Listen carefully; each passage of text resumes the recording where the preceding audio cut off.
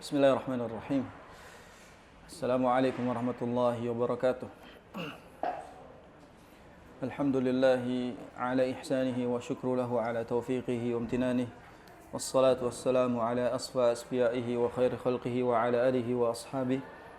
Wa man sanna bi sunnatihi ila yaumi liqa'ihi. Ashhadu an la ilaha illallah ta'ziman li sya'nihi. Wa ashhadu anna Muhammadan abduhu wa rasuluhu ad-da'i ila ridwanihi. Allahumma salli ala nabiyyina Muhammad wa ala ali Muhammad.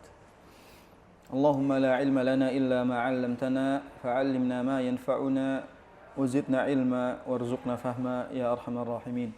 Alhamdulillah, segala puji bagi Allah Subhanahu wa taala yang masih amat baik kepada kita, yang masih menginginkan kebaikan kepada kita. Karena di antara cara Allah Subhanahu wa taala memberikan kebaikan kepada kita, atau di antara bentuk Allah menginginkan kebaikan kepada seorang hamba, Allah buat dia selalu mencari cara agar dia berada di jalan agama Allah Subhanahu wa taala. Man yuridillahu bihi khairan yufaqihu fid din. Barang siapa yang Allah inginkan kebaikan untuknya, maka Allah akan faqihkan dia dalam ilmu agama. Dan di antara faqih, makna faqih adalah Allah akan buat dia selalu ingin tahu. Allah akan buat dia ingin selalu belajar. Allah buat ia penasaran mencari kebenaran, sehingga dia akan terus mencari ilmu, dia akan terus haus dan tidak akan pernah kenyang di atasnya. Itu makna faqih. Jadi dia akan terus haus akan ilmu, dia butuh mencari kebenaran, dia cari terus kebenarannya. Itu makna Allah Subhanahu wa taala faqihkan dia di atas agamanya. Dan di antara makna faqih di atas agama adalah Allah istiqomahkan dia untuk terus belajar. Jadi Allah istiqomahkan dia untuk belajar. Definisi istiqomah itu bukan rutin. Istiqomah itu bukan hanya sekedar duduk di kajian rutin, bukan. Istiqomah itu ketika dia terus belajar dan terus berusaha mengamalkan apa yang ia pelajari di dalam kehidupannya sehari-hari. Itu definisi istiqomah, lebih luas. Sehingga bukan gara-gara sering duduk di kajian rutin sudah istiqomah, bukan. Tapi istiqomah itu tatkala kita belajar dan perlahan mulai mengamalkan sedikit demi sedikit ilmu yang kita pelajari. Salawat dan salam terlimpah curahkan kepada Nabi kita yang mulia, Nabi Muhammad sallallahu alaihi wasallam, sambil terus meminta kepada Allah agar sunnah terus terlihat benar, terlihat indah di mata kita. Dan agar jangan sampai kita merasa bahwasanya ada ajaran yang lebih benar daripada ajaran Rasul sallallahu alaihi wasallam. Tidak ada kalam yang benar kecuali kalamullah, dan tidak ada petunjuk yang paling benar kecuali petunjuk dari Rasulullah sallallahu alaihi wasallam. Maka seluruh perbuatan kita cerminkan pada perbuatan beliau. Seluruh ibadah kita patokkan semuanya pada apa yang beliau kerjakan. Sehingga tidak melenceng sedikit pun, ataupun ada keinginan untuk sedikit kreatif dari apa yang beliau ajarkan. Dan kreativitas itu diperbolehkan asal tidak diterapkan pada urusan agama, urusan ibadah. Kalau urusan ibadah, kita harus tawakuf pada perintah Rasul sallallahu alaihi wasallam. Man amila amalan laisa alaihi amruna fahuwa raddun. Barang siapa yang mengerjakan satu amalan dan amalan tersebut tidak pernah diajarkan oleh Rasul, tidak pernah dicontohkan oleh Rasul, maka amalan tersebut tertolak. Itu secara mutlak. Sehingga kita harus mencari petunjuk beliau terus dan mengamalkannya satu persatu. Semoga Allah Subhanahu wa taala istiqomahkan kita di atas sunnah, dan semoga Allah Subhanahu wa taala tidak jadikan kita orang yang paling sok nyunnah, dan semoga Allah Subhanahu wa taala pertemukan kita bersama Rasul sallallahu alaihi wasallam. Amin rabbal alamin. Insyaallah hari ini kita akan membahas satu tema, dan tema ini adalah penerapan dari semua teori yang kita pelajari. Ini adalah penerapannya. Mungkin selama ini kita belajar birrul walidain secara teori. Berbakti itu perintah, berbakti itu harus. Pertanyaan besarnya adalah bagaimana cara berbaktinya? Bagaimana pengaplikasian kata berbakti kepada kedua orang tua? Yang ini akan menjadi closing pembahasan birrul walidain. Nah, jadi seorang muslim bersama orang tuanya. Seorang muslim, bagaimana adab seorang muslim kepada orang tuanya? Ini penerapannya akan dibahas di pertemuan kali ini insyaallah ta'ala. Mulai dari bagaimana kita berbicara kepada mereka, bagaimana kita bersikap kepada mereka, bagaimana kalau mereka itu salah dan kita ingin menasihatinya, ya, bagaimana ketika mereka na'udzubillah misalnya melakukan dosa, kesyirikan dan lain-lainnya, bagaimana cara menegurnya, bagaimana cara bermuamalah dengan orang tua yang kafir. Itu semua penerapan dari birrul walidain yang selama ini kita hanya memahaminya secara teoritis. Jadi bagaimana pengaplikasiannya akan dibahas insyaallah di pertemuan kali ini. Nah, di sini kata penulis, innal muslim alladhi saghahu al-islamu bihaqqi insanin barrin biwalidayhi yuhituhu ma bi ajmal madhahir al-ihtiram wat taqdir. Seorang muslim yang Allah Subhanahu wa taala jadikan dia sebagai muslim yang berbakti kepada kedua orang tuanya, Allah akan bimbing dia untuk mempersembahkan sebaik-baik ihtiram wa takdir. Sebaik-baik bentuk penghormatan dan sebaik-baik bentuk penghargaan kepada kedua orang tuanya. Jadi bagaimana seorang muslim itu menghormati orang tua dan menghargai betul kedudukan orang tua. Al-ihtiram itu penghormatan, menghormati kedudukan. Adapun at-takdir itu penghargaan, bentuk syukur kita kepada mereka. Itu diantara perbedaan makna al-ihtiram dengan at-takdir. Sekarang kita akan bahas dimulai dari bagaimana kita berucap kepada kedua orang tua kita. Cara berbakti melalui ucapan. Ini poinnya, cara berbakti melalui ucapan. Yaghuddu min sautihi amamahuma ta'adduban minhu wa ijlalan lahuma. Cara berbakti dengan ucapan yang pertama adalah merendahkan suaranya. Merendahkan suara, menurunkan intonasi ketika berbicara dengan mereka. Dengan dua alasan, ta'adduban sebagai bentuk beradab kepada mereka, wa ijlalan sebagai bentuk kita meninggikan derajat mereka. Makanya kita merendahkan suara. Jadi sebab kita merendahkan suara adalah karena kita beradab kepada mereka dan karena kita menghormati kedudukan mereka, meninggikan derajat mereka. Jadi cara berbakti kepada kedua orang tua yang pertama melalui ucapan adalah merendahkan suaranya. Jangan lebih tinggi suaranya dibandingkan orang tuanya. Orang tuanya ngomong yang pelan, kita harus lebih pelan. Ya bukan berarti pelannya nggak kedengeran sama mereka. Ustaz, orang tua saya ngomongnya pelan banget, maka saya harus lebih pelan dari orang tua saya. Enggak. Dengan makna suaranya tidak meninggi di hadapan orang tua. Dia tidak meninggikan suaranya. Apalagi membentak. Membentak itu sudah puncaknya suara. Kalau misalnya kita tinggal pada suku yang suaranya memang keras-keras ngomongnya. Termasuk budaya Arab. Budaya Arab itu ngomongnya kayak ngebentak semua. Padahal dia lagi ngomong biasa tapi ngebentak. Atau misalnya kita orang Medan, orang Batak dan seterusnya ngomongnya teriak-teriak misalnya. Itu wajar dalam kategori mereka. Tapi setidaknya jangan membentak orang tuanya. Karena berbeda antara meninggikan suara dengan membentaknya. Sehingga makna di sini cara berbakti kepada mereka melalui suara, rendahkan suara kita. Ngomong pelan-pelan sama mereka. Kalau misalnya orang tuanya sudah tua, pendengarannya sudah mulai berkurang. Lalu kita ngomong nggak dengar, kita ngomong kurang dengar, kita ngomong nggak kedengaran. Kita boleh tinggikan suaranya, namun tidak membentaknya. Kita tidak boleh membentaknya. Kita harus pelan ngomongnya kepada mereka dengan sopan. Suaranya dikencengin, tapi jangan intonasinya dinaikin. Itu beda. Suaranya dinaikin, tapi intonasinya nggak boleh dinaikin. Nggak boleh seolah-olah meninggikan suara. Berikutnya juga diantara adab dalam berbicara. Ini bakti dengan ucapan ya. Yang pertama tadi merendahkan suara, tidak meninggikan intonasi. Yang kedua, wayantaqil ibarat al-muhadzabah al-latifah fi hadithihi ma'ahuma. Memilih kata yang paling sopan dan lembut. Memilih kata yang paling sopan dan paling lembut. Jadi kalau mau ngomong tuh, filter dulu. Dicek dulu kata-kata ini kira-kira pantas atau tidak diucapkan kepada orang tua kita. Karena likulli maqal. Pada setiap tempat itu ada ucapannya. Dan kepada seseorang kita harus sesuaikan. Kepada yang tua seperti apa, kepada yang muda, kepada yang sepantaran seperti apa. Pun kepada orang tua.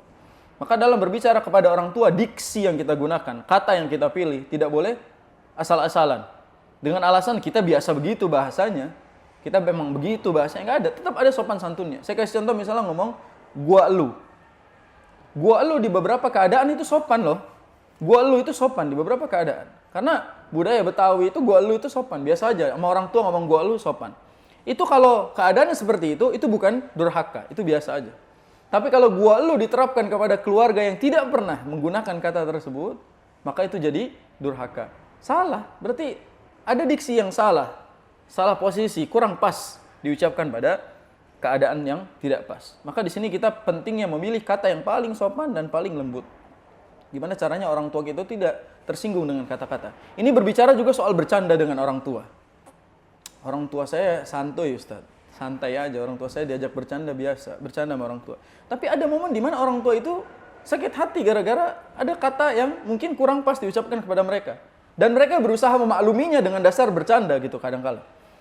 Maka di situ kita harus tahu apa kata yang memang tidak mengenakan mereka. Lihat raut wajahnya ketika kita ngomong itu tiba-tiba berubah, berarti mungkin menyakiti. Atau mungkin udah keterlaluan bercandanya. Dalam bermuamalah dengan orang tua itu ada batasannya. Jangan beralasan semuanya itu fair-fair aja karena bercanda dan karena biasa. Nggak boleh. Maka kita tidak boleh menganggap bercanda kepada kedua orang tua itu sama dengan bercanda kepada sepantaran atau kepada yang lainnya. Ya, pilih diksi yang paling tepat, pilih kata yang paling tepat, berfrasa dengan perasaan. Berfrasa dengan perasaan, kuat itu boleh catat ya. Berfrasa dengan perasaan. Kita mengeluarkan frasa yang tepat sesuai dengan rasa, menyampaikannya dengan hati supaya nyampe kepada orang tua kita dengan lembut. Itu yang disebut oleh penulis bahwa cara berbakti dengan ucapan adalah dengan memilih kata yang paling lembut dan paling sopan. Jangan sampai fala yajri ala lisanihi ma'ahuma lafdhun nabin aw ibaratin khashinah jarihah.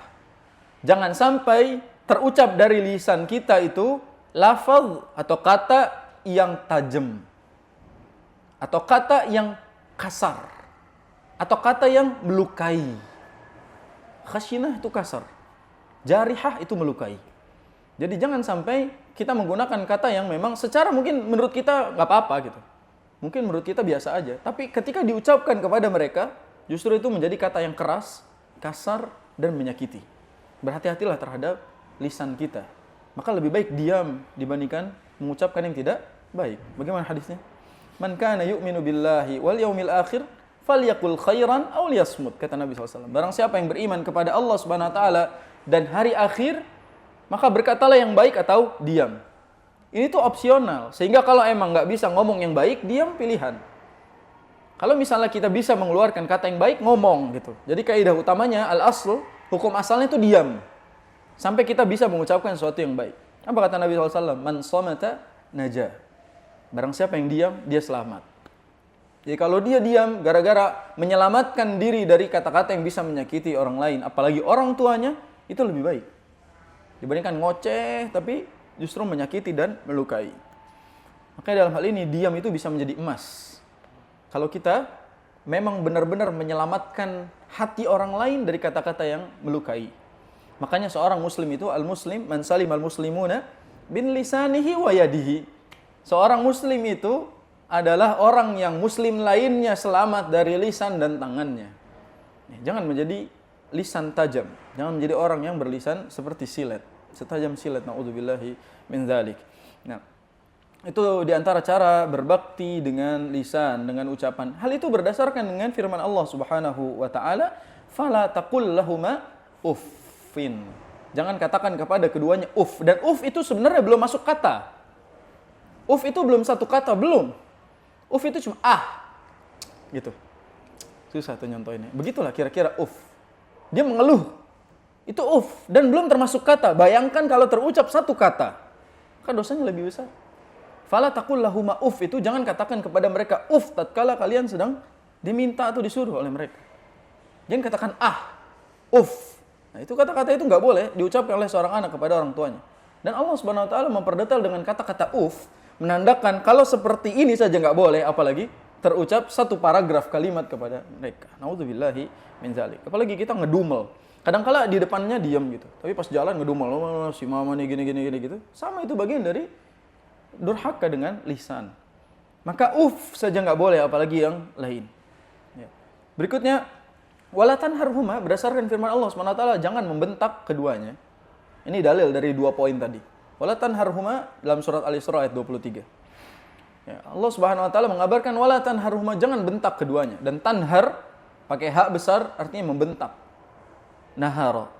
Tapi kalau pakai ha, nahara artinya menyembelih. Beda arti nahara dengan nahara. Karena kalau pakai ha itu menyembelih. Kayak firman Allah Subhanahu wa taala, "Fashalli li rabbika wanhar." Pakai ha kecil. Nah, itu artinya menyembelih. Tapi di dalam surat Ad-Duha apa? Fala tanhar. Tanhar wa amma sa'ila fala tanhar. Dan kepada orang-orang fakir miskin, kepada yang mengemis, fala tanhar, jangan hardik. Jangan kita membentaknya.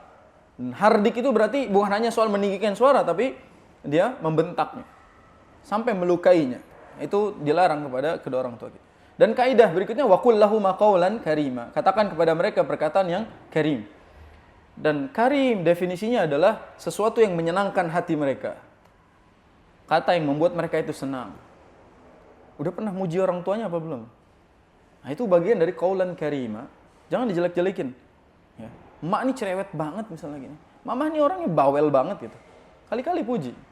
mamaku yang cantik, ya, aku pulangnya jam 8 nanti, jangan chat-chat lagi ya, enak gitu ngomongnya, jangan, mama bawel banget sih, nanti saya pulang jam 8. Rubah itu sedikit, sehingga tidak menyakiti mereka. Ya. Dan bahkan kadangkala anak itu bisa menyakiti orang tuanya dengan satu huruf. Dengan satu huruf. Misalnya ibunya ngasih nasihat panjang banget. Anaknya jawab apa? Y. Nah itu satu huruf, Y. Atau dua huruf, oke. Itu bisa menyakiti orang tuanya. Orang tuanya habis khutbah itu.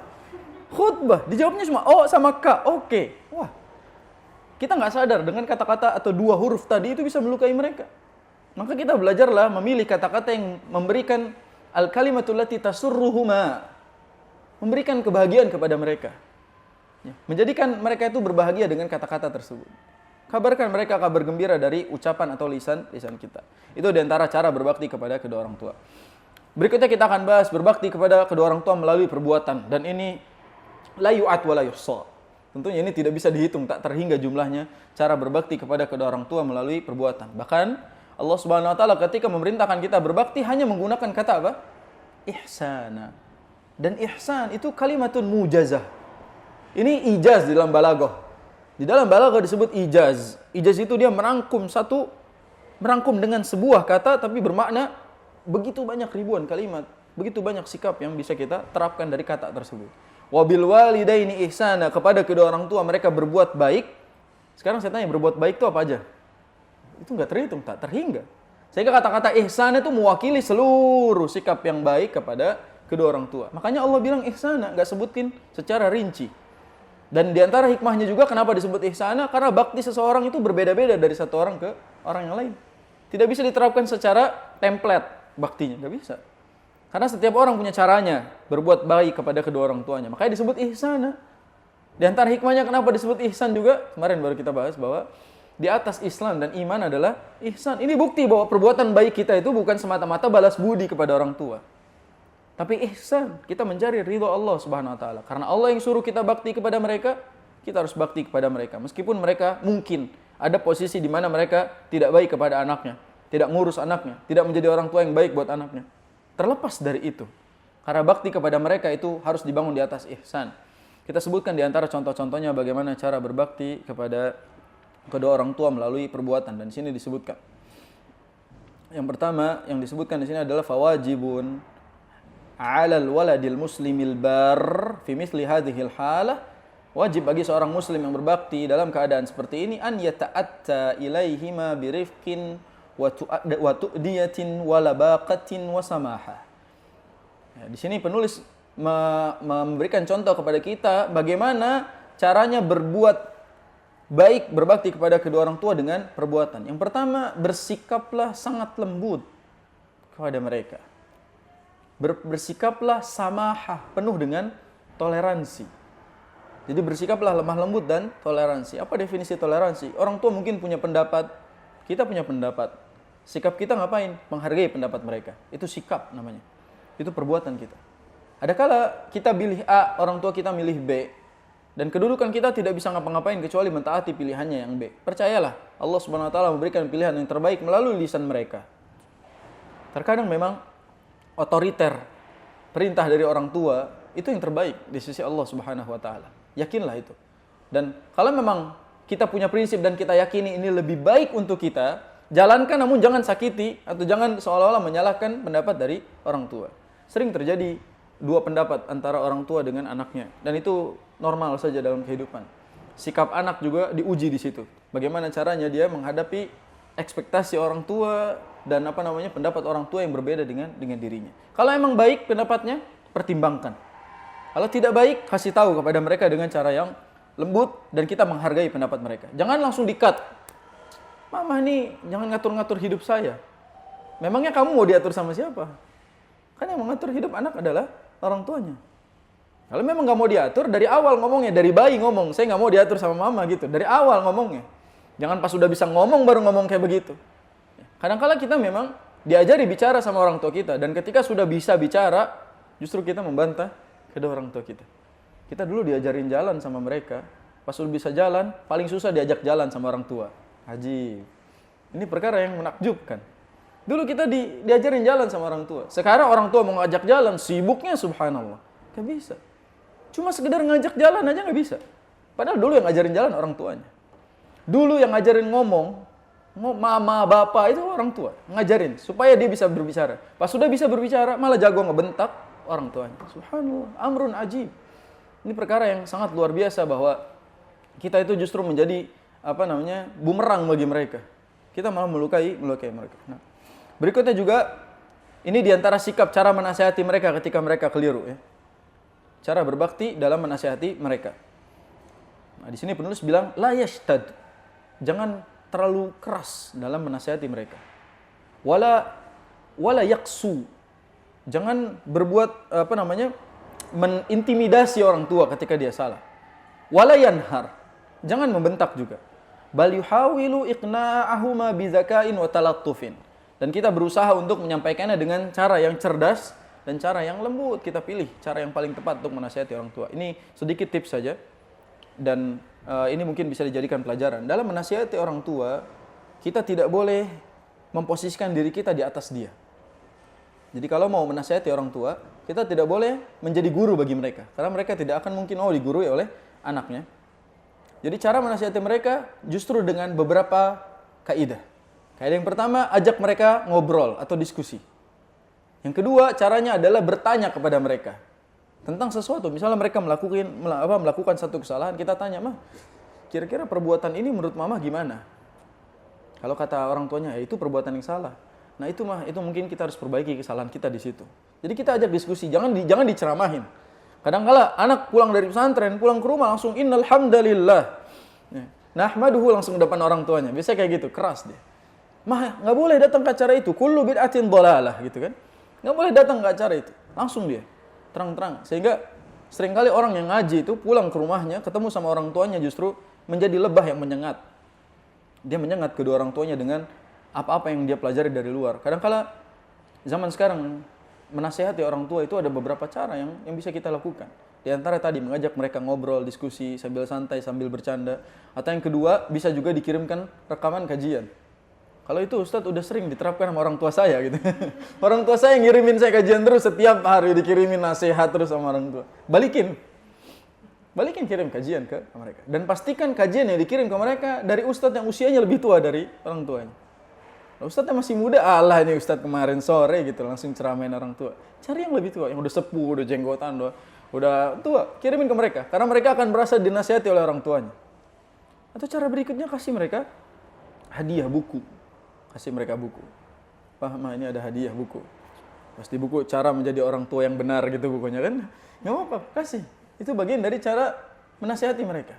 Atau ada cara nasihatin yang lain. Itu kembali kepada si anak, bagaimana dia pintar-pintar dalam bersikap kepada kedua orang tuanya. Terus sikap berikutnya yang disebutkan penulis di sini adalah tentang sikap kepada orang tua yang kafir. A'udzubillahi min dzalik. Posisi orang tua yang kafir ini adalah perpisahan yang sangat menyedihkan, sangat menyakitkan. Karena tidak ada perpisahan yang paling menyakitkan kecuali beda agama. Perpisahan antara hidup dan mati itu dekat. Karena nanti kita ketemu lagi insya Allah di akhirat. Tapi kalau perpisahan antara seorang muslim dengan seorang yang kafir itu jauh.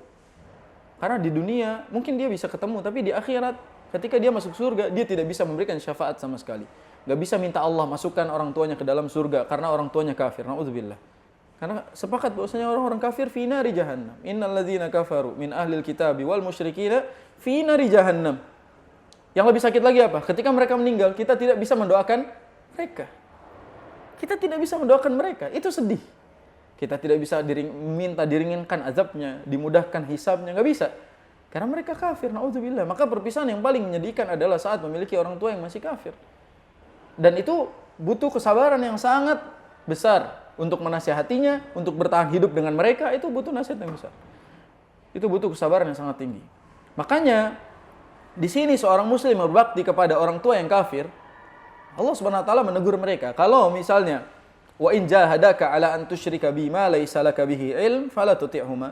Kalau orang tua kalian memerintahkan kalian kepada sesuatu yang mungkin salah secara keilmuan, kemaksiatan, kekufuran, fala tuti'huma. Jangan taati keduanya. Wa sahibhuma fid dunya ma'rufa. Akan tetapi tetap berbuat baiklah kepada mereka soal urusan dunia. Soal ibadah, lakum dinukum waliyadin. Masing-masing kalau soal ibadah. Tapi kalau soal dunia, kita harus tetap berbuat baik kepada mereka. Memberikan nafkah kepada mereka, ngajak mereka makan, ngajak mereka jalan-jalan. Itu harus tetap berlanjut meskipun mereka berbeda agama dari kita. Intinya jangan putus antara hubungan orang tua dengan anak hanya gara-gara kekufuran atau kemusyrikan orang tuanya. Dan Islam mengajarkan itu. Akan tapi kita tidak boleh mentaati perintah-perintahnya. Saya kasih contoh, mohon maaf. Kalau misal orang tuanya masih kafir, anaknya sudah Islam. Ketika orang tuanya merayakan Natal, si anak kan suruh hadir ke acaranya. Suruh ikut berkumpul bersama keluarganya yang kafir. Si anak ini boleh nolak atau tidak? Jawabannya boleh. Fala tuti'huma, akan tetapi wa sahibuhuma fi dunya ma'rufa. Akan tetapi dia tetap membalas dengan kebaikan. Misalnya dikatakan, "Ma, mohon maaf saya tidak bisa datang karena menurut kepercayaan saya yang sekarang saya tidak boleh menghadiri acara-acara kekufuran. Maka maafkan saya karena saya tidak bisa menghadiri acara kumpul-kumpulnya. Semoga lain waktu selain acara itu saya bisa hadir." Enak dengernya. Jangan tiba-tiba, "Mah, mohon maaf, lakum dinukum waliyadin." Sampai di sini perbatasan kita. Saya nggak bisa datang. Saya nggak bisa hadir. Dan jangan juga kebablasan dengan mengatakan, "Wasahibuhuma fid dunya ma'rufa." Saya boleh mengucapkan selamat Natal kepada dia. Itu kebablasan. Karena itu soal akidah, soal iman, soal ibadah. Bukan fid dunya, tapi kalau fid dunya boleh. Maka kita tidak boleh mengucapkan kepada mereka soal perayaan itu. Tapi mereka mengucapkan selamat Idul Fitri kepada kita misalnya, biarin, itu bukan urusan kita. Sehingga toleransi itu dibatas hal-hal muamalah, bukan hal-hal ibadah. Kalau muamalah boleh, saling memberikan makanan, boleh. Tapi kalau soal ibadah nggak boleh. Ya, maka dalam hal ini, la ta'ata li makhluqin fi ma'siyatil khaliq. Tidak ada ketaatan kepada makhluk ketika dia memaksiati al-khaliq, yaitu Allah Subhanahu wa ta'ala. Terakhir, di antara cara berbakti kepada mereka melalui perbuatan adalah, nah ini penting juga nih, al-wajhu, ya, menampakkan wajah yang menyenangkan hatinya. Ini raut muka meskipun nggak ngomong apa-apa, itu juga bisa bagian dari cara berbakti dan cara durhaka. Muka asem, muka cuek, muka ketus kepada orang tua, itu bisa menjadi sebab bakti atau durhakanya kita. Maka menampakkan wajah yang menyenangkan hati mereka, itu bagian dari berbakti kepada mereka. Bahkan, pura-pura bahagia di hadapan mereka itu pahala. Kita sudah punya keluarga, lagi pusing sama urusan rumah, pusing sama urusan keluarga, terus pulang ke rumah orang tua. Jangan tampakkan masalah rumah ke orang tua. Pura-pura bahagia. Senyum kepada mereka, tetap anggap tidak ada masalah. Itu bagian dari pahala. Karena kita menghadirkan sesuatu yang menyenangkan mereka. Jadi mereka nggak overthinking terhadap anaknya. Tidak ada masalah berikutnya. Oh, anak saya alhamdulillah bahagia, tenang. Jadi kasih kebahagiaan kepada mereka melalui raut wajah kita. Jangan kelihatan pulang-pulang tuh lesu, pulang-pulang tuh ketus, lagi kelihatan banyak masalahnya. Emang mukanya nggak ganteng-ganteng amat terus ketus juga gitu. Ini nggak enak dilihat. Maka dalam hal ini jadilah seseorang yang bisa menyenangkan hati orang lain, terutama orang tua ketika melihat wajah kita. Jangan menampakkan wajah-wajah yang abas dan wajah yang tawalla. Ya. Wajah-wajah yang memalingkan dan wajah-wajah yang ketus, asam mukanya kepada orang lain, terutama kepada orang tuanya. Itu diantara cara berbakti kepada mereka, dan tentunya tidak bisa kita sebutkan semuanya karena berbakti kepada kedua orang tua itu amalan yang sangat agung dan tidak bisa kita sebutkan secara rinci apa saja bakti kepada mereka secara teori. Adapun secara praktek, semua perbuatan baik kepada mereka itu bagian dari cara bakti kepada mereka. Dan beda-beda, orang tua saya berbeda dengan orang tua antum dalam hal berbakti. Mungkin menurut antum itu berbakti, tapi kalau diterapkan di keluarga beda lagi gitu.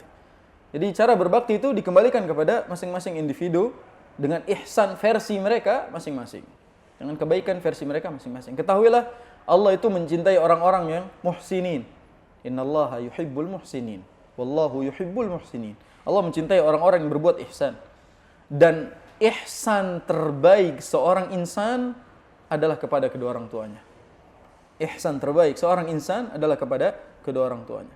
Maka ketika kita berbuat baik kepada kedua orang tua, pastilah kita akan berbuat baik kepada orang lain. Maka wallahu yuhibbul muhsinin.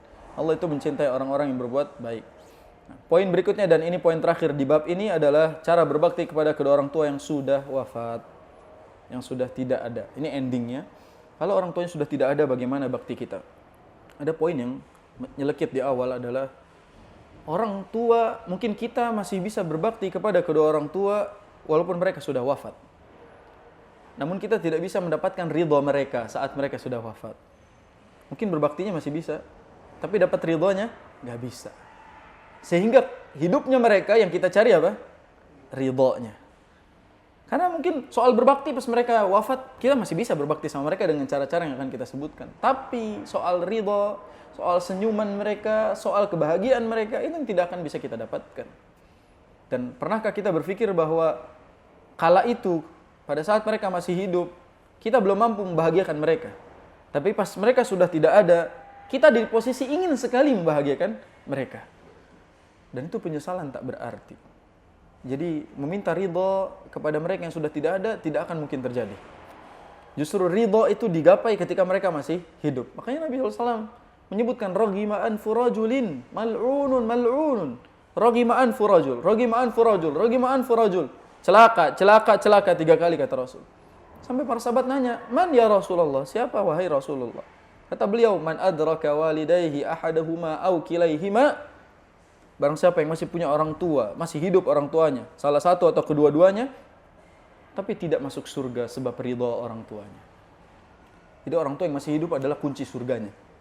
Kalau udah meninggal, maka kita kehilangan kunci surga tersebut. Walaupun kesempatan masuk surga masih ada, tapi kuncinya kita kehilangan. Kita kehilangan kunci surga tersebut. Sekarang bagaimana cara berbakti kepada orang tua yang sudah tidak ada? Perhatikan hadis ini. Kata Nabi SAW, abarrul birri an yasila ar-rajulu wudda abihi.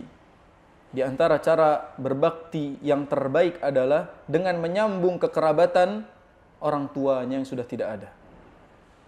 Jadi menyambung kekerabatan orang tuanya yang sudah tidak ada itu bagian dari berbakti kepada kedua orang tua. Misalnya ibunya nggak ada, tanyakan siapa kerabat ibunya yang dulu akrab, jadi sahabat, jadi bestie ibunya, jadi teman-teman arisan ibunya. Tanyain. Bagaimana kehidupan mereka sekarang? Kasih mereka hadiah, kasih mereka sembako. Itu bagian dari cara berbakti kepada kedua orang tua yang sudah tidak ada. Atau ayah misalnya. Ayahnya misalnya aktif di RT. Dia aktif di RT sama masyarakat kenal, akrab sama orang-orang si fulan. Maka ketika mereka sudah tidak ada, siapa yang melanjutkan? Kita sebagai anaknya. Dan itu cara berbakti kepada kedua orang tua. Jangan memutus silaturahim setelah wafatnya mereka. Jangan menjadi antisosial, padahal orang tua kita sangat sosial. Di kadangkala ketika orang tuanya sudah meninggal, seolah keluarganya juga meninggal. Karena nggak ada lagi kehidupannya. Dulu orang tuanya Masya Allah, aktif, dikenal baik di masyarakat. Tapi ketika orang tuanya meninggal, anaknya tidak meneruskannya. Malah jadi musuh masyarakat misalnya. Maka dalam hal ini, melanjutkan kebaikan orang tua, itu bagian dari berbakti kepada mereka. Tanya kebiasaan orang tua kita dulunya apa misalnya. Orang tua saya setiap bulan memberikan beras kepada fakir miskin misalnya. Teruskan kalau kita mampu. Orang tua saya setiap bulan selalu nyumbangkan uang buat masjid. Lanjutkan. Jadi semua kebaikan orang tua kita yang sudah tidak ada kita teruskan. Makanya di sini dalam riwayat lain, inna min abarril birri silatar rajuli wudda abihi ba'da an yuwalliya. Di antara cara berbakti yang terbaik kepada orang tua yang sudah tidak ada adalah meneruskan kekerabatan kepada teman-teman atau kerabat dari orang tua yang sudah tidak ada. Itu bagian dari cara berbakti yang pertama, yaitu melanjutkan kekerabatan. Terus jalin silaturahim, sebagaimana dulu ayah kita dekat dengan sahabatnya, kita harus melanjutkan kekerabatan itu. Bahkan di antara sunnah juga adalah kita menjadikan orang-orang terdekat ayah kita seolah-olah bakti kita kepada ayah kita. Jadi misalnya ayah kita itu dekat sama kakak adiknya, laki-laki misalnya, kakak adiknya. Setelah ayah kita nggak ada, kita berbuat baik sama kakak adiknya, sama omnya, sama om kita, sama uak kita atau kakak dari orang tua kita. Begitu cara menjalin kekerabatan yang baik. Ya. Acara keluarga misalnya ngumpul, ayah kita udah nggak ada, maka yang datang siapa? Kita yang mewakili. Itu bagian dari berbakti kepada kedua orang tua yang sudah tidak ada. Ada sebuah kisah. Wasadafa Abdullah bin Umar radhiyallahu anhu sadiqan liwalidihi Umar radhiyallahu anhu. Fabalagha fi birrihi wa ikramihi. Ibnu Umar siapa? Anaknya Umar. Ibnu Umar itu anaknya Umar. Ini gampang banget pertanyaan. Ibnu Umar siapa? Anaknya Umar lah. Ibnu Umar itu anaknya Umar bin Khattab radhiyallahu anhu. Satu ketika beliau itu dikagetkan dengan datangnya seorang laki-laki yang sudah tua. Dan Ibnu Umar itu langsung mempersembahkan yang terbaik buat dia. dijamu, pokoknya dia berbuat baik. Fabalagha fi birrihi wa ikramihi. Dia benar-benar totalitas dalam berbuat baik dan menghormati si laki-laki tersebut. Lalu para sahabat yang ada di sekitarnya bertanya kepada Ibnu Umar, "Ama kana yakfihi an tatasaddaq alaihi bidirhamaini?" Kata para sahabat yang ada di sekitarnya mengatakan, "Wahai Ibnu Umar, bukankah cukup bagi kamu dengan bersedekah 2 dirham saja kepada laki-laki itu?" Jadi maksudnya, ya kenapa harus seluar biasa itu pelayanannya gitu? Kenapa enggak? Ya udah kasih aja sedekah, itu udah cukup baik buat dia. Apa kata Ibnu Umar? Qala an-nabiy sallallahu alaihi wasallam, sampaikan sabda. Nabi sallallahu alaihi wasallam bersabda, "Ihfaz wudda abika." Jaga kekerabatan ayahmu. La taqta'hu fayutfi Allahu nurak. Jangan putuskan silaturahim ayahmu kepada orang-orang, maka Allah akan mematikan neraka untukmu. Kamu akan dibebaskan dari api neraka. Lihat. Jadi orang-orang yang melanjutkan kekerabatan itu bentuk bakti. Ibnu Umar melakukan ini saat Umar sudah tidak ada. Jadi saat bapaknya sudah meninggal, Ibnu Umar menjalin kekerabatan bersama para sahabat, para kerabat ayahnya. Dan itu yang dilakukan oleh beliau. Ihfaz wudda abik. Jagalah kekerabatan bapakmu. Atau sebaliknya, jagalah kekerabatan ibumu. Jadilah orang yang melanjutkan itu. Nah, ada kisah lagi. Wasa'ala rajulun an-nabiyya. Ada seorang laki-laki yang bertanya kepada Nabi sallallahu alaihi wasallam. Faqala, "Ya Rasulullah, wahai Rasulullah, hal baqiya min birrin abawayya syai'un ba'da mautihima abarruhuma?" Lihat, apakah aku masih bisa berbakti kepada orang tuaku yang sudah tidak ada? Cara berbakti yang harus dicatat. Qala, kata Nabi SAW, "Na'am." Ada cara berbakti kepada orang tua yang sudah meninggal. Ada berapa? Khisalun arba'. Ada 4. Ada cara berbakti kepada orang tua yang sudah tidak ada 4. Yang pertama adalah ad-du'a'u lahuma. Berdoa kebaikan untuk keduanya. Ada beda ya dalam bahasa Arab, ada ad-du'a'u alaihima dengan ad-du'a'u lahuma. Harfu jar merubah makna. Lahuma dengan alaihima berbeda. Kalau ad-du'a'u lahuma itu berdoa kebaikan untuk keduanya. Tapi kalau ad-du'a'u alaihima itu jadi keburukan. Maka di sini lafadznya ad-du'a'u lahuma, mendoakan kebaikan untuknya. Jangan mendoakan keburukan. Wal istighfaru lahuma, beristighfar sama dengan doa, beristighfar atas keduanya. Yang kedua, cara berbakti. Kalau tadi yang berdoa memohon ampun kepada Allah SWT yang pertama. Yang kedua apa? Infadhu ahdihima, menunaikan janjinya. Dengan makna yang sama, melunasi hutangnya. Ya. Menunaikan janjinya dengan makna yang sama, melunasi hutangnya. Atau orang tua kita punya janji apapun yang belum sempat ditepati, maka anaknya bertanggung jawab kalau dia berbakti kepada orang tuanya untuk menepati janji orang tuanya. Orang tuanya udah bilang misalnya, dulu pas masih hidup dia bilang, nanti anakmu saya nikahkan dengan anakku, misalnya gitu. Saya janji nanti anakmu saya nikahkan dengan anakku. Dan ternyata si orang ini tahu bahwasanya bapaknya dulu pernah janji demikian. Maka kalau dia berbakti, dia akan berusaha menepati janji ayahnya. Nazar ternyata zong, ya dia boleh menolak sebenarnya, dia punya hak untuk menolak, tapi kalau dia berbakti dia boleh taati perintah orang tuanya. Atau yang lainnya. Contoh misalnya orang tua kita punya janji ingin bersedekah, kalau punya kelebihan harta ingin bersedekah buat pembangunan masjid misalnya. Keburu meninggal, anaknya dikabari bahwasanya ayahnya pernah janji demikian dan dia mampu, maka dia bisa melakukan atau melanjutkan janji tersebut. Yang ketiga, ikramu shadiqihima, memuliakan teman-temannya atau kerabatnya. Ini berat sebenarnya. Apa urusannya kita sama teman-teman bapak kan gitu? Apa urusannya kita sama teman-teman ibu? Tapi ini perintah, ini cara berbakti kalau mereka sudah tidak ada.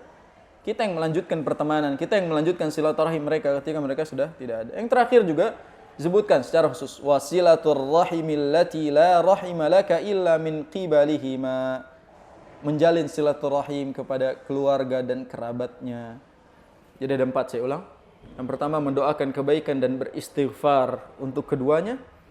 Yang kedua, menunaikan atau menepati janjinya dengan makna melunasi segala hutang-hutangnya. Yang ketiga, memuliakan teman-temannya. Yang keempat, melanjutkan silaturahim kepada keluarga dan kerabat-kerabatnya. Maka ini cara berbakti kita kepada kedua orang tua yang sudah tidak ada, dan itu diantara cara-cara yang diajarkan oleh Rasul sallallahu alaihi wasallam dalam hadis riwayat Bukhari, dan ini disebutkan dalam Al-Adabul Mufrad tentunya. tentang adab kepada orang tua yang sudah tidak ada. Maka dengan semua ini, insya Allah kita termasuk anak yang berbakti kepada keduanya. Sekali lagi, mungkin bakti kita masih bisa diteruskan, namun kesempatan untuk melihatnya senang dan ridha kepada kita sudah tidak ada kalau mereka sudah tidak ada. Atau kesempatan dimaafkan oleh mereka atas kesalahan kita sudah tidak ada. Karena sekali lagi merengek di kuburan sama sekali tidak mengampuni dosa durhaka kita kepada mereka.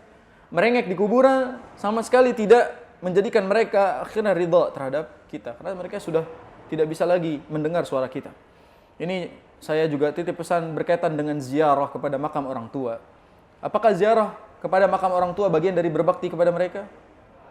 Pertanyaan besar. Ziarah makam orang tua yang sudah tidak ada, apakah termasuk berbakti kepada mereka? Sekali lagi, konsep ziarah itu mengingat kematian. Adapun berbakti kepada mereka, nih dengan cara yang 4 tadi. Ziarah itu hanya sesekali untuk mengingat kematian. Jangan dirutinkan. Saya alhamdulillah setiap seminggu sekali ngobrol sama ayah saya di kuburan. Antum sudah mulai keluar dari akidah yang sahih. Jadi kalau kita katakan saya setiap minggu ke kuburan ayah misalnya untuk ngobrol dan curhat, antum salah, itu tidak pernah diajarkan oleh syariat. Apakah itu termasuk berbakti? Enggak. Kadang-kala kita ada misalnya laki-laki ingin menikah, dia bawa pasangannya, calonnya dibawa ke ayahnya yang sudah di kuburan itu. Ayah, kenalin, ini calon saya. Saya ingin menikah dengan dia, tolong restui. Gak bisa. Ini bukan bakti. Dan ini tidak boleh ada dalam kehidupan seorang muslim. Gak boleh. Karena seorang muslim tahu kematian itu kepastian. Dan seorang muslim tahu seorang yang mati tidak mampu lagi mendengarkan orang-orang yang hidup. Gak mungkin. Maka sampaikanlah bahwa berbakti kepada kedua orang tua itu dengan cara mendoakannya, bersedekah, beribadah untuknya. Itu bagian dari cara kita berbakti kepada mereka. Sampai kata Nabi SAW apa? 3 amalan yang tidak akan terputus dari manusia, diantaranya adalah sedekah jariyah, yang kedua itu ilmu yang bermanfaat, dan yang ketiga adalah anak yang saleh yang selalu mendoakan kedua orang tuanya. Sehingga investasi terbaik adalah saat orang tua meninggal, anaknya masih selalu mendoakannya, beristighfar untuknya, berbuat baik untuknya, bersedekah untuknya. Itu adalah nilai-nilai bakti kepada mereka. Di antara amalan-amalan yang bisa kita kirimkan untuk mereka adalah sedekah. Kita niatkan pahalanya untuk mereka. Atau mungkin amalan lain, tilawah kita bisa sampaikan kepada mereka. Ya Allah, saya niatkan orang tua saya itu setiap bulan selalu menghatamkan Al-Quran, ya Allah, dulu semasa hidupnya. Maka setelah beliau wafat, saya ingin menghatamkan Al-Quran setiap bulan, mudah-mudahan pahalanya mengalir kepada beliau. Itu bisa. Orang tua kita dulu rutin, misalnya sebulan sekali hatam Al-Quran, sebulan sekali hatam Al-Quran. Turun ke anaknya baca Iqra aja nggak bisa misalnya. Musibah ini. Ini yang ditakuti oleh orang tua. Jadi kita harus membaca Al-Quran, meneruskan bagaimana ibadah orang tua kita dulu, menjadi anak yang mempersembahkan ibadah kepada mereka. Yang berikutnya juga dengan cara mengamalkan ilmu-ilmu mereka, mengaplikasikan apa yang mereka ajarkan kepada kita. Orang tua ngajarin kita nggak boleh bohong, maka selama kita nggak pernah bohong, karena dulu ingat ajaran orang tuanya, maka itu jadi pahala jariah buat orang tuanya. Apalagi si anak ini diajarkan baca Al-Quran sama orang tuanya. Orang tuanya sudah meninggal, anaknya sudah bisa baca Al-Quran, bahkan mengajarkan orang lain, maka terus mengalir pahalanya kepada mereka. Ini dia investasi yang tidak akan terputus, selalu mengalir pahalanya kepada mereka. Dan di antara ibadah lain juga umrah misalnya, badal umrah, kita membadalkan umrah mereka. Kita umrah, pahalanya diniatkan kepada mereka. Itu juga bagian dari, atau haji, membadalkan haji untuk mereka. Itu juga bisa sampai kepada mereka. Adapun mengirim sesuatu kepada mereka bentuk amalannya, maka tidak akan sampai. Adapun pahalanya sampai insya Allah. Berdoa untuknya sampai. Tapi mengirimkan sesuatu secara khusus, maka tidak akan sampai. Kita kirimkan misalnya surat Al-Jin untuk mereka, nggak sampai. Surat Al-Jin dikirim ke mereka, nggak sampai. Karena Al-Quran itu hanya akan menjadi tazkirah bagi orang-orang yang hidup. Jadi orang-orang yang hidup baru akan mendapatkan manfaat dari Al-Quran. Adapun membacakan Al-Quran di kuburan mereka, itu bukan syariat Nabi SAW. Datang ke kuburan mereka, terus membacakan Al-Quran kepada mereka, itu tidak akan sampai kepada mereka. Bahkan kuburan bukan tempat untuk sholat, dan bukan tempat untuk membaca Al-Quran. Sekali lagi kita datang ziarah ke sana itu hanya untuk mengingat kematian. Tazkirah lil maut, itu saja. Tidak lebih dari itu. Nah, sampai sini insyaAllah bab tentang birrul walidain selesai, dan insyaAllah ta'ala kita akan lanjutkan dengan pembahasan-pembahasan yang berikutnya insyaAllah dan semoga apa yang disampaikan bisa diaplikasikan. Bagi yang masih ada, maksimalkan, dan bagi yang sudah tidak ada, masih bisa berbakti dengan apa-apa yang tadi kita sebutkan. Amalkan ilmu meskipun sedikit. Jadi jangan hanya fokus balighu anni walau ayah, sampaikan dariku walaupun satu ayat. Jangan hanya sampaikan semangat, tapi juga amalkan tentang ilmu yang kita dapatkan meskipun baru satu ayat yang kita amalkan. Jadi usahakan satu ayat yang kita pelajari, amalkan. Satu ayat, amalkan. Begitulah cara seorang muslim yang ideal menjalankan kehidupannya. Hadza wallahu a'lam bis-shawab. Subhanakallahumma wa bihamdika asyhadu an la ilaha illa anta astaghfiruka wa atubu ilaik. Kurang lebihnya mohon dimaafkan. Assalamualaikum warahmatullahi wabarakatuh.